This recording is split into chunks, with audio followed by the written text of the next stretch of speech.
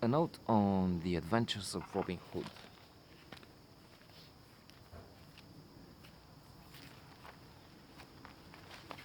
Which Robin Hood am I talking about now?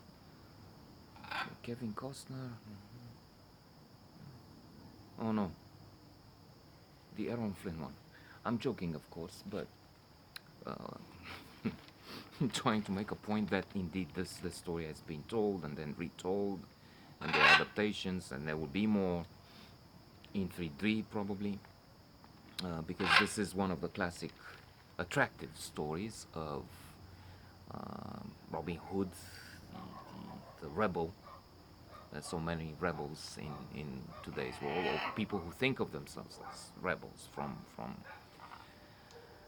Catalonia, where they sorry, where those who support independence see themselves as Robin Hoods, probably outlaws, fighting the evil Spanish. I disagree with that. Two, probably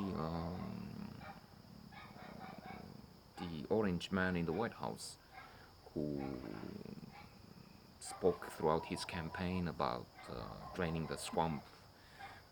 He's the outsider Hood, Robin Hood, right? He's going to clean up the act and fight the politicians who are corrupt. Yeah, right. But people go for this kind of thing. About this older, more appreciated version, this is the one included by the New York Times among the best 1,000 movies ever made. Even if I must say, seeing some merit in it, I don't really put it on my list of 100 or even 1,000 movies, except if I really count and I reach 998 and there's nothing I see left, I will put this. But it's not. It, it's not fresh. That's probably the main thing. Even if this is the first, and surely it opened so many venues, it had innovations, and the acting is good. Not Ludo Valentino, I'm sorry. Errol Flynn was probably like Ludo Valentino, something like a Potoleshete. Brad Pitt of his day, handsome, attractive,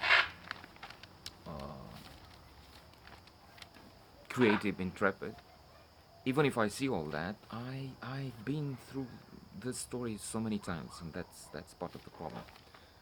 Positive psychology, especially I'm thinking the book by Stefan Klein, Science of Happiness, has quite a few rules, suggestions to increase your happiness level. And one of the keys is variety. You need variety. I mean, if you've seen this Legend of Robin Hood once, twice, in a different date, and then third time, and then even if you see the best and the first, so to say, later, when advanced, you're still, I, I'm thinking you're still not so happy with it. Otherwise, it's a classic story of the fight of the good against evil, the man who takes from the rich and dishonest in this case, and traitorous, and gives to the poor.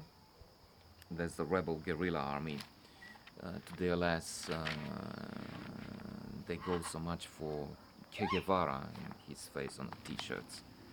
I'm thinking Robin Hood would be a better image than Che Guevara, even if Che Guevara, of course, would be the modern version of Robin Hood. And if we look and if we have documents, I'm afraid we will find that Robin Hood was not exactly perfect. And but the legend, of course, proposes a story of the underdog, the weak against the strong, and we want the weak to be protected somehow from the likes of John, who is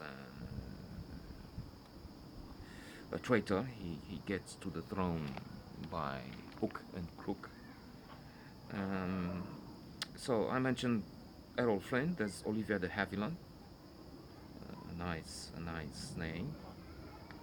Um, and oh, another thing I've noted here is the fights. The fights seemed funny, ridiculous.